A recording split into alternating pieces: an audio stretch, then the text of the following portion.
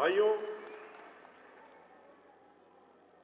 आज 24 तारीख हो गई, 23 तारीख हो गई है। आज चौथा चरण का चुनाव चल रहा है और मैं आपको ये खुशखबरी देना चाहता हूं क्योंकि आप सब बहुजन समाज पार्टी के समर्थक यहां बैठे हुए हैं। इतनी बड़ी संख्या में महिलाएं भी बैठी हुई हैं और मीडिया के साथी भी हैं कि उत्तर प्रदेश में जो 3 चरण हुए हैं उसमें एक तरफा बहुजन समाज पार्टी के पक्ष में वोट पड़ रहा है और आज भी जो वोट पड़ रहा है, हम लोग भी आज सुबह पहले वोट डाल करके ही आपके बीच में आए हैं।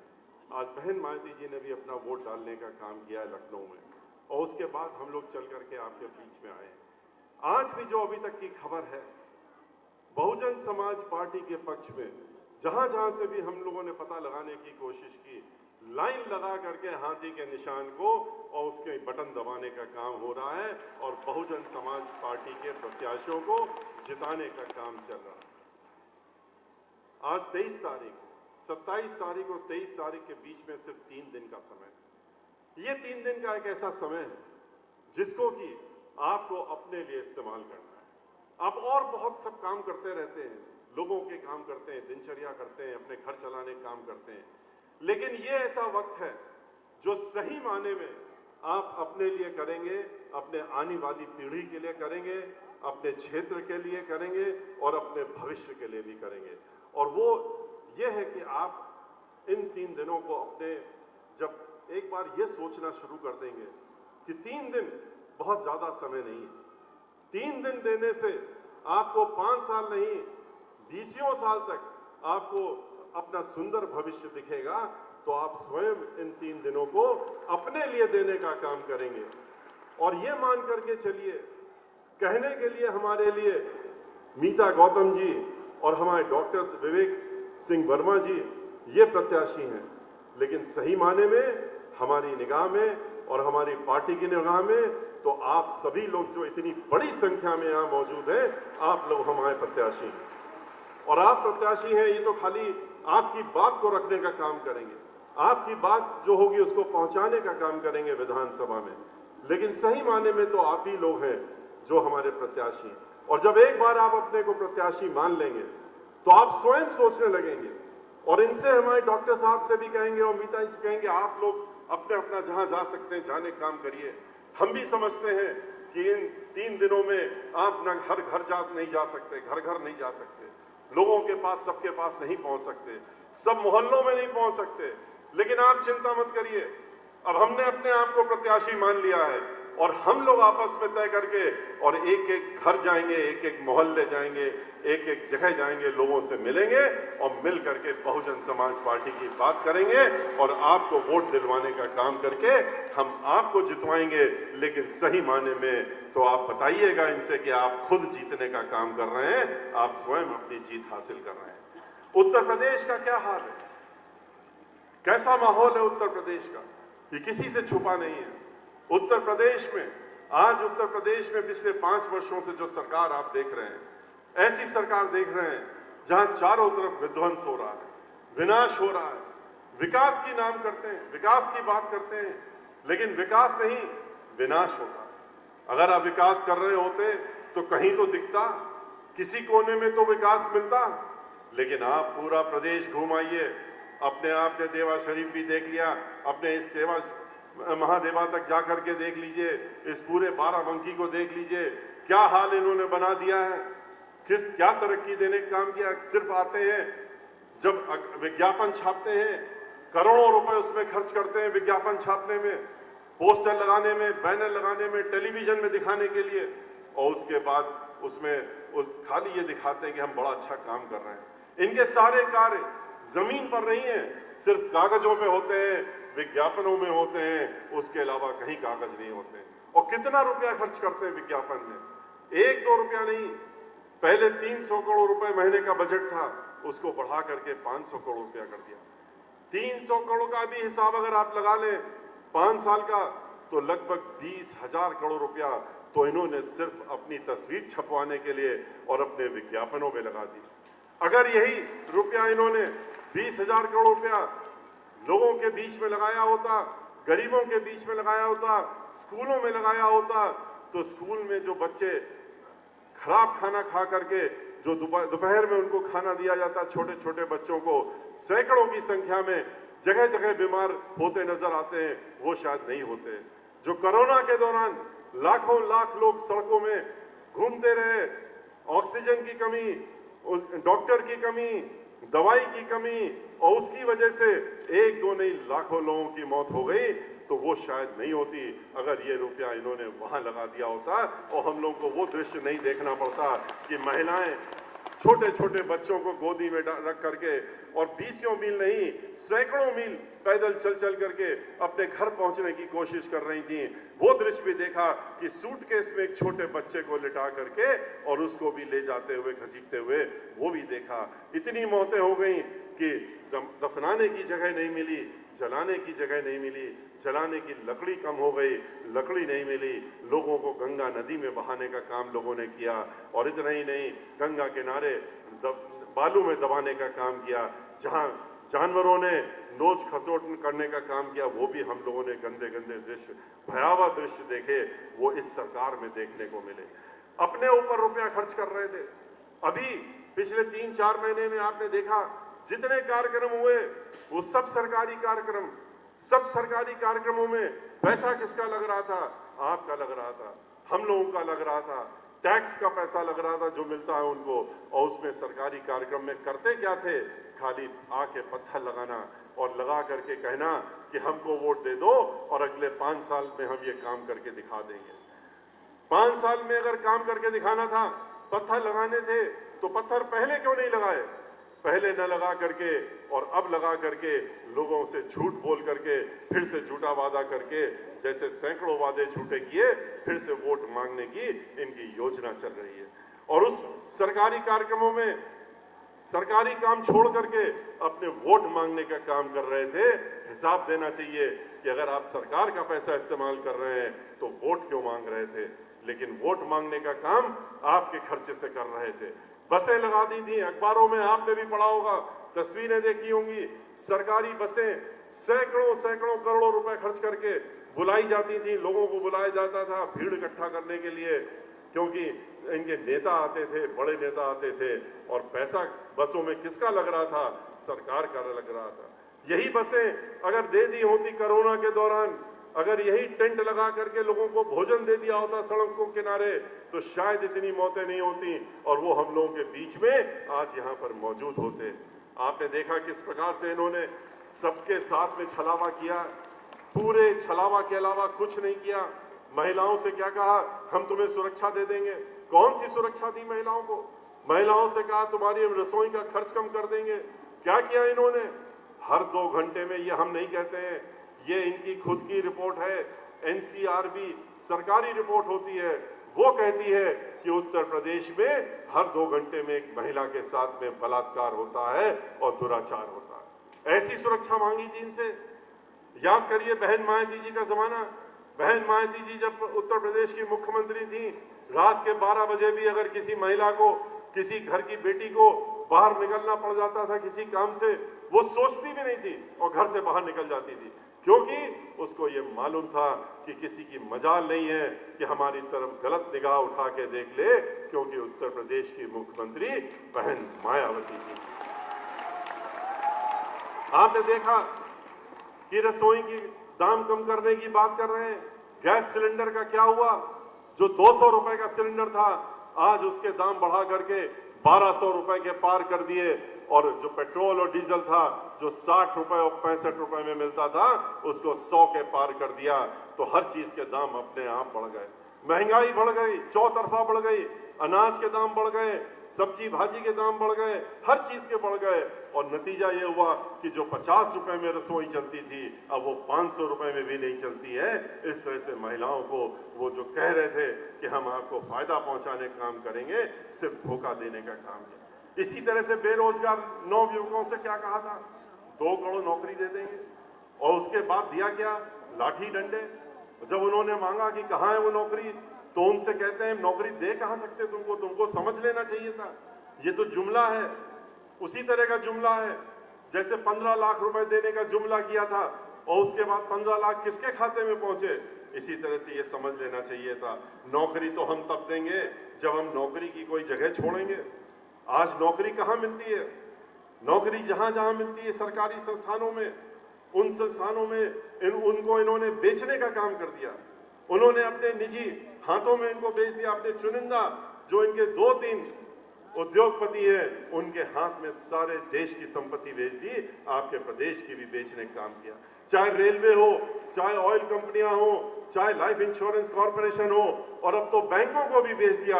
पहले उसमें घोटाला किया और घोटाला करके हजारों करोड़ रुपया पहले लुटवा करके और उन्हीं घोटालेबाजों के हाथों में उनको बेचने का काम कर रहे हैं। और घोटालेबाजों से कहा कि तुम लोग विदेश में जाके बैठ जाओ, तुम्हारी सुरक्षा और तुम्हारी देखभाल की जिम्मेदारी हमारी है। और वो लोग यहां से रुपया लेकर के बाहर निकल गए और बैंकों को भी उनको बेच रहे हैं। जितने भी संस्थान उत्तर प्रदेश में जहां नौकरी लाखों की संख्या में मिलती थी, चाहे जल निगम हो, जल संस्थान हो, ब्रिज कॉर्पोरेशन हो, पीडब्ल्यूडी हो, और चाहे नगर निगम हो, नगर पालिका हो, इस तरह के जितने भी स्थान हैं जहां पर लोग नौकरी पाते थे, उनको इन्होंने नौकरी की खत्म करके व्यवस्था को और नौकरी की जगह इनको ठेकेदारों को दे दिया। ठेकेदारों के हाथ में अब काम दे दिया। ठेकेदार जब उसके हाथ में आ गया तो वो नौकरी कहां देगा? वो तो अपने हिसाब से अपने आदमी रखेगा, जिनको आज रखेगा कल निकाल के बाहर कर देगा। तो आज उत्तर प्रदेश में जब नौजवान बाहर खड़े हुए, उठ के खड़े हुए, उन्होंने कहा, तो उनसे क्या कहा इन्होंने? लाठी डंडे मारने के बाद क्या कहा? कहा कि हम तुमको सलाह दे सकते हैं। और क्या सलाह दे सकते हैं? तुम पढ़े लिखे नौजवान युवक हो, तुम जाओ और जा करके पकौड़ा बेचने का काम करो, खोंचा लगाने का काम करो, ठेला लगाने का काम करो। तुम लोग पढ़े लिखे हो, तुम लोग ज्यादा अच्छा पकौड़ा बनाओगे और ज्यादा अच्छी चाट बना के खिलाने का काम करोगे।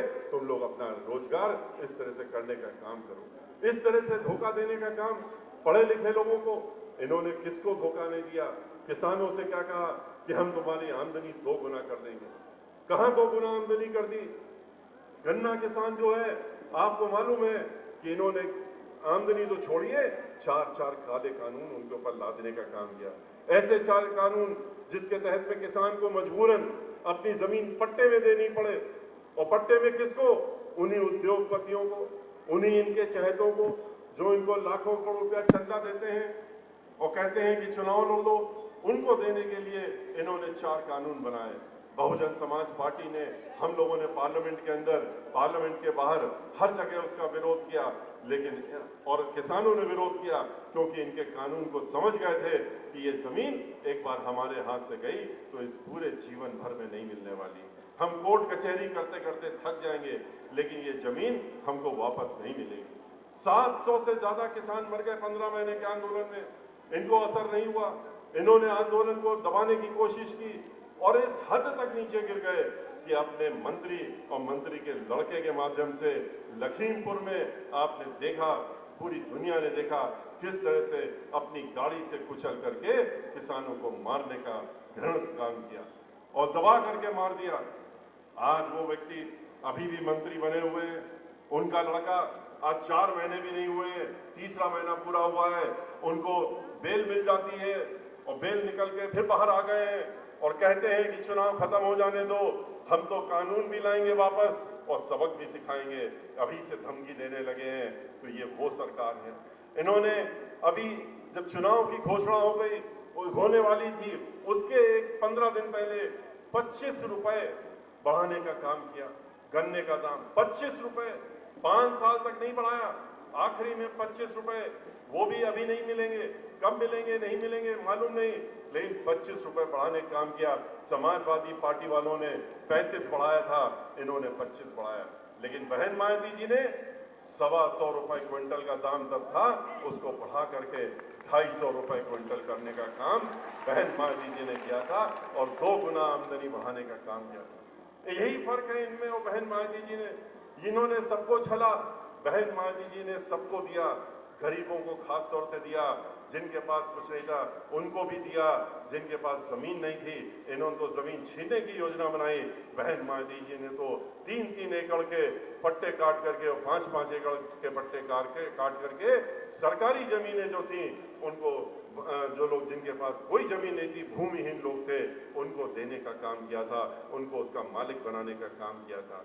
उन्होंने जो लोग झोपड़ी में रहते थे, जिनके पास अपने खुद के मकान नहीं थे, उनको झोपड़ी से बाहर निकाल करके और उन्होंने उनको 2-2 कमरे के पक्के मकान देने के काम किए थे।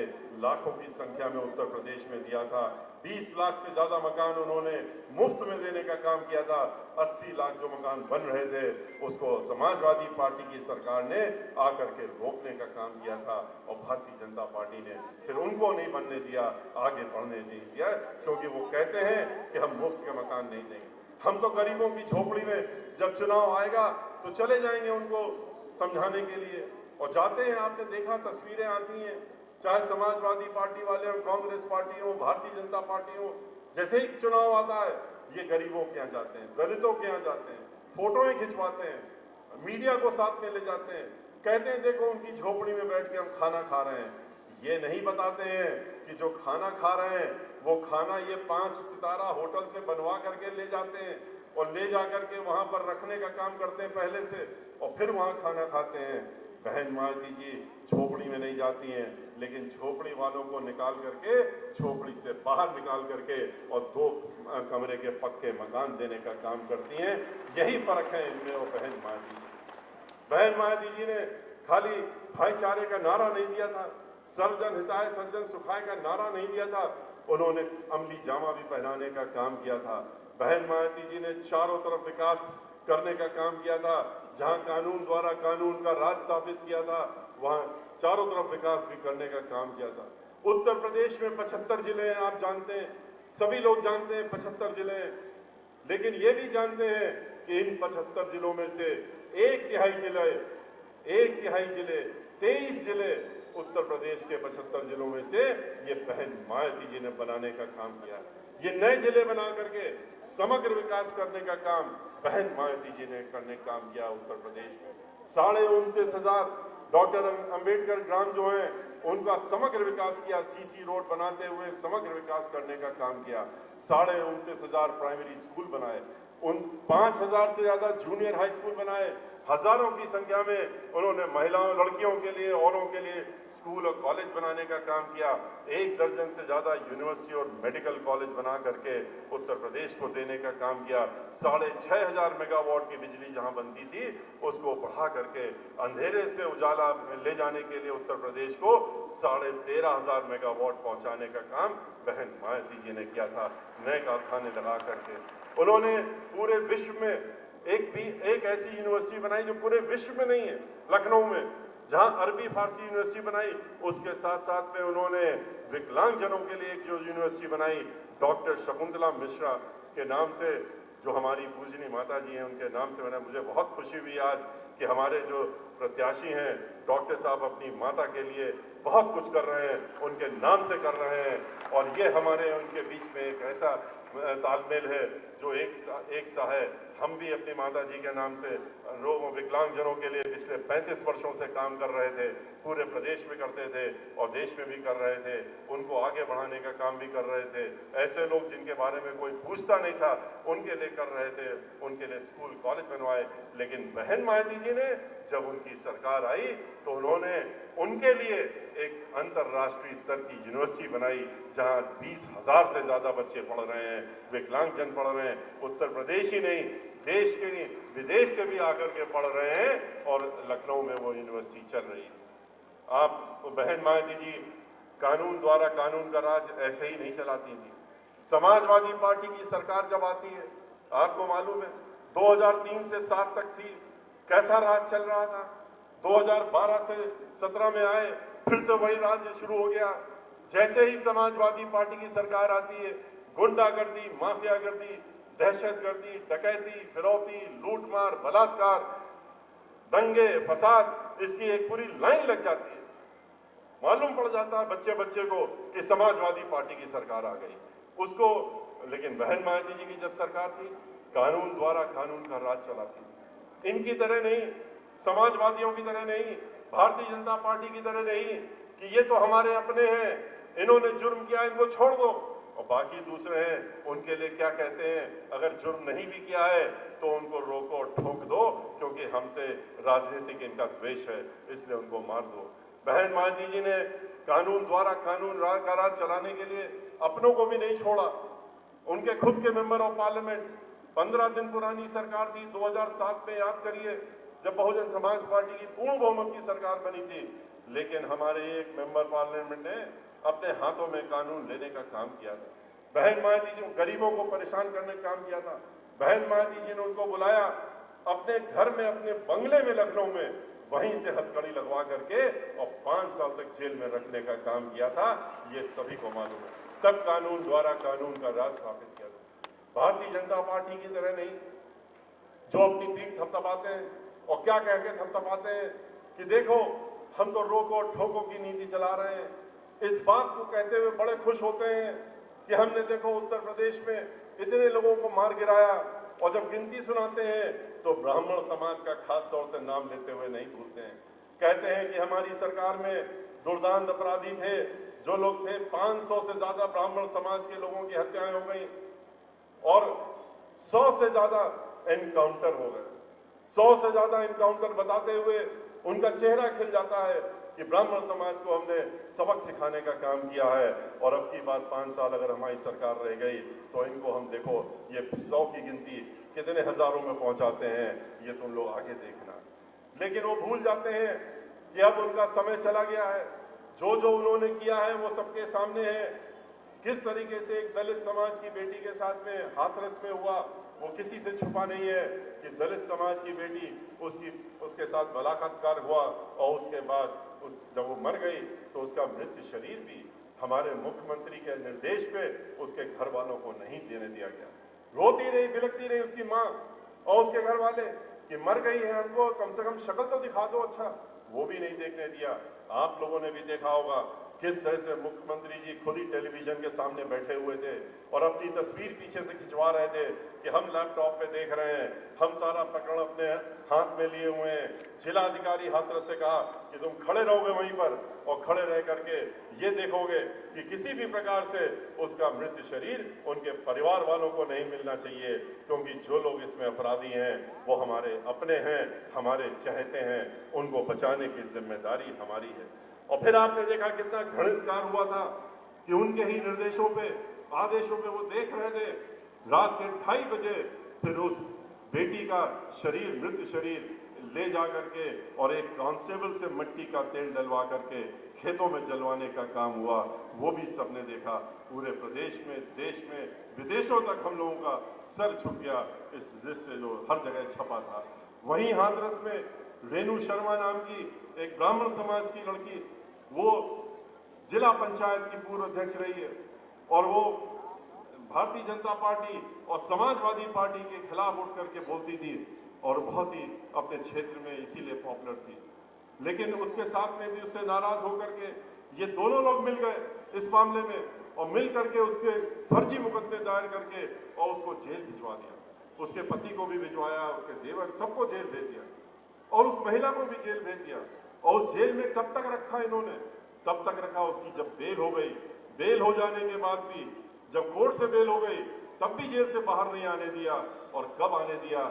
जब उसकी मृत्यु जेल के अंदर हो गई, उसका मृत्यु शरीर ही बाहर आने दिया। उसी प्रकार से खुशी दुबे, जो ब्राह्मण समाज की एक बेटी, 16.5 साल की लड़की, उसकी शादी हुई थी एक दिन पहले, उसके हाथों की तो मेहंदी भी नहीं छूटी थी और वो अपने ससुराल में गई, वहां उसके पहले पति को मारा, सबको मारा, उसके बाद उस लड़की को भी उठा ले गए और उठा के ले जा करके पहले जेल में रखा, अज्ञात स्थान पे रखा, फिर जेल में भेज दिया।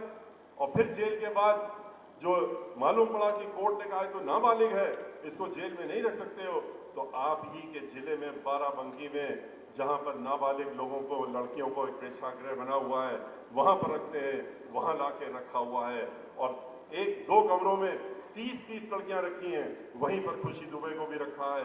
आज 20 महीने हो गए, उसकी बेल नहीं होने दे रहे हैं, जबकि उसके ऊपर आज भी ये नहीं बता पा रहे कि उसका जुर्म क्या है, सिवाय इसके कि उसकी शादी उस परिवार में हुई।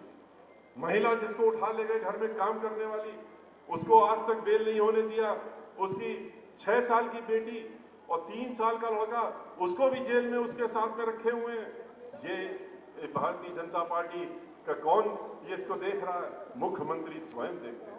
मुख्यमंत्री का कार्यालय रोज पूछता है कि अभी बेल तो नहीं हो रही है, जेल से बाहर तो नहीं आने वाली है। इंतजार हो रहा है कि रेणु शर्मा की तरह एक दिन सूचना मिले कि उसका भी मृत्यु शरीर वहां से बाहर आ गया है और मृत्यु हो गई तब वो बाहर आने की। लेकिन मैं आपसे कहना चाहता हूं कि जितने भी अत्याचार कर रहे हैं, जितनी भी चीजें कर रहे हैं, चाहे वो खुशी दुबे का मामला हो, अन्य मामला हो, बहुजन समाज पार्टी की सरकार आएगी तो इन सब चीजों का हिसाब लिया जाएगा। और ये भी निश्चित है कि सरकार बनते ही खुशी दुबे को भी न्याय मिलेगा और वो बाहर निकल करके सुकून का जीवन अपना व्यतीत कर सकेगी, ये भी निश्चित है। आज उत्तर प्रदेश में हर व्यक्ति बहन मायावती जी को इसीलिए याद कर रहा है, चौतरफा याद कर रहा है, क्योंकि हर व्यक्ति दुखी है, हर व्यक्ति परेशान है। और खास तौर से मैं आपसे कहना चाहूंगा कि आप लोग खुशनसीब हैं कि आपके बीच में एक ऐसे व्यक्ति को बहन मायावती जी ने प्रत्याशी के रूप में भेजा है, जिसकी सोच बड़ी है, जो आंखों के डॉक्टर हैं, लेकिन सबको रोशनी देने का काम करते हैं और रोशनी देकर के सबको सहायता करते हैं, निःशुल्क सहायता भी करते हैं। बहुत अच्छी बात है। हम लोग भी, हमारा परिवार भी पूरा एक मेडिकल कॉलेज हॉस्पिटल बना के, चैरिटेबल हॉस्पिटल बना के हम लोग भी इसी तरह से लोगों की देखभाल करने का काम कर रहे हैं। और कोरोना के दौरान इस बात का कम से कम कुछ तो सुकून मिलता है कि हजारों की संख्या में हम लोग लोगों की जान बचा पाए अपने अपने अस्पताल के माध्यम से, उन सब चीज़ों से। और आपके बीच में डॉक्टर साहब जो हैं, उन्होंने जो वादे किए हैं, ये सच्चे इंसान लगते हैं मुझको, और सच्चे इंसान हैं क्योंकि आदमी खुल करके मन से जब ये बात करता है तो तभी मालूम हो जाता है कि उसके दिल में क्या है और उसके दिमाग में क्या है। इनके दिल में आप लोग बसे हैं, इनके दिल में अपना क्षेत्र बसा है और ये स्थान बसा है, और ये इसके लिए कुछ करना चाहते हैं, और करके आप लोगों का साथ इनको जब मिलेगा तभी ये कुछ वो कर पाएंगे। बाकी तो इनको क्या जरूरत है? अस्पताल चल रहा है, अच्छे डॉक्टर हैं, कमाई हो सकती है, सब कुछ हो सकता है, लेकिन ये उसको छोड़ करके आपके बीच में अगर आए हैं तो ये एक ऐसी बात है जिसको कि आपको ध्यान रखने की जरूरत है। हम लोग भी जब आए थे बहन मायावती जी के साथ जुड़े थे, मैं इसलिए ये बात कर रहा हूं कि मैं जानता हूं ये जुड़े हैं और आगे चल करके ये भी सोचेंगे कि हमने कितना अच्छा निर्णय लिया कि हम आज राजनीति में बहन मायावती जी के साथ में आए हैं, जहां जो गरीबों के बारे में सोचती हैं, आम जन के बारे में सोचती हैं, सर्वजन के बारे में सोचती हैं। हम भी वकालत के पेशे में एक सीनियर एडवोकेट की हैसियत से 45 वर्षों से काम कर रहे हैं। पूरा परिवार, सभी लोग जानते हैं कि इसी पेशे से जुड़ा था। हमारे जो लड़के हैं वो भी पिछले 12-13 साल से वकालत के पेशे में हैं, सर्वोच्च न्यायालय से लेकर उच्च न्यायालय तक। लेकिन अब ये भी हम लोगों के साथ में आज आपके बीच में हमारे साथ घूमने के बाद इनको भी लग रहा है कि हम लोग सबको अपना अपना जो भी हम कर सकते हैं, हमें अपना योगदान देना चाहिए। और योगदान किस चीज़ लिए देना चाहिए? जो सोचता हो गरीबों के बारे में, जो सोचता हो ऐसे लोगों के बारे में जो जिनके बारे में कोई नहीं सोचता है, बहन मायावती जी उनके हाथ मजबूत करने के लिए। वकालत के पेशे में जब हम थे, हम तो 20 वर्षों से पहले जब हमको बहन मायावती जी ने महाधिवक्ता बनाया था उत्तर प्रदेश का, उसके पहले तो हम सिर्फ वकालत के पेशे में थे, किसी राजनीति से मतलब नहीं रखते थे, राजनीति से बहुत दूर थे। 20 लाख 10 लाख की रोजाना की आमदनी थी, कभी सोचा ही नहीं था कि राजनीति में आएंगे।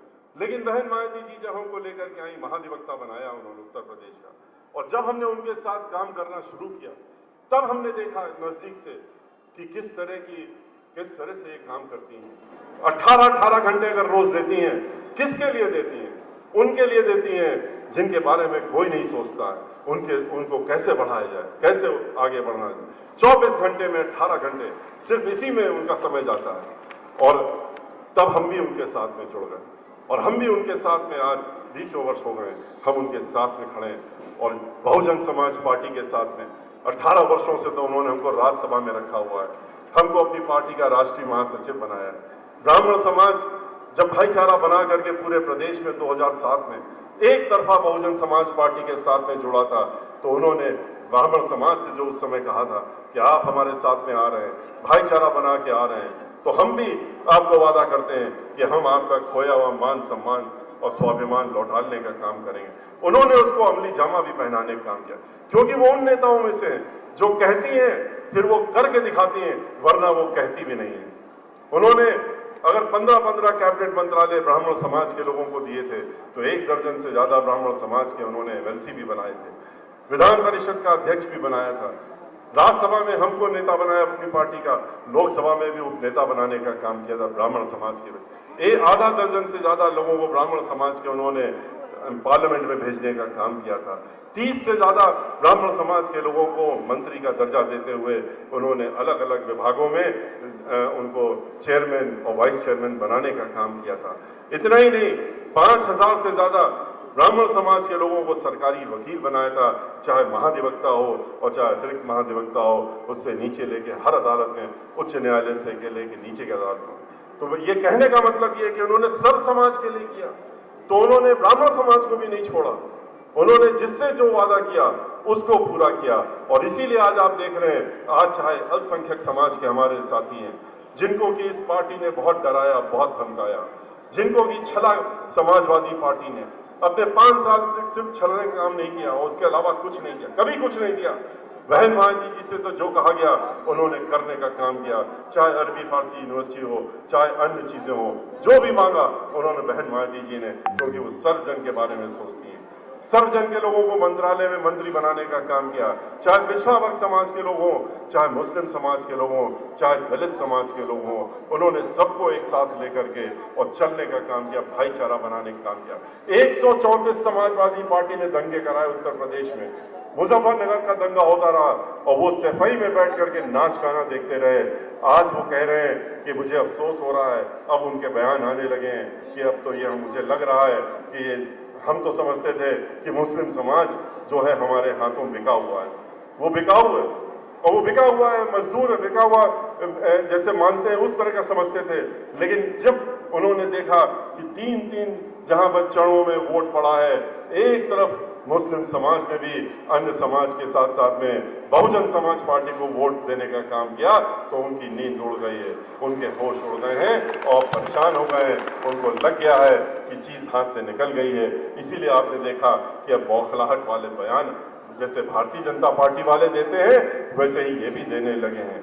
आज की स्थिति ये है कि बहुजन समाज पार्टी एक तरफा हर व्यक्ति उनके साथ, हर जात, हर धर्म के लोग जुड़े हुए हैं, क्योंकि लोग उत्तर प्रदेश में दोबारा से भाईचारा कायम करना चाहते हैं, दोबारा से आपस में मिलजुल करके रहना चाहते हैं, एक साथ एकजुट के रहना चाहते हैं। और इसीलिए अगर आप लोग भी चाहते हैं कि आप इस प्रदेश में खुशहाली आए, भाईचारा बने, किसान को उसका हक मिले, महिलाएं सुरक्षित रहें, बेरोजगारों को रोजगार मिले, उनको दूसरे प्रदेशों में जाकर के लज्जित ना होना पड़े, वहां बेइज्जती ना उठानी पड़े, तो इसलिए तो आपको सबको मिल करके और अपनी सरकार बनाने के लिए आने वाली 27 तारीख को हमारे दोनों जो प्रत्याशी हैं, श्री डॉक्टर विवेक वर्मा जी और कुमारी मीता गौतम जी, इनके साथ साथ में जो हमारा ये बाराबंकी जिला है, उसकी हर सीट पर, यहाँ से अभी दूसरी सीट पे मीटिंग में हमारी ये बाराबंकी की है, लेकिन हम यहाँ से मीडिया के माध्यम से, आप लोगों के माध्यम से ये अनुरोध करना चाहेंगे बाराबंकी के हर व्यक्ति से कि आप लोग अपना वोट खराब मत होने दीजिए।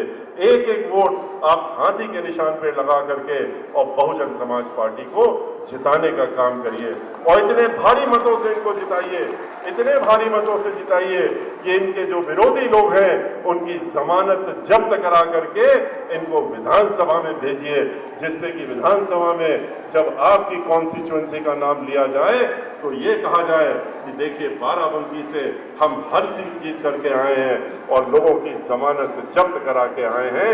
इतना कहते हुए आपसे एक और अनुरोध करते हुए कि आने वाली 27 तारीख को आप लोग जब वोट डालिएगा,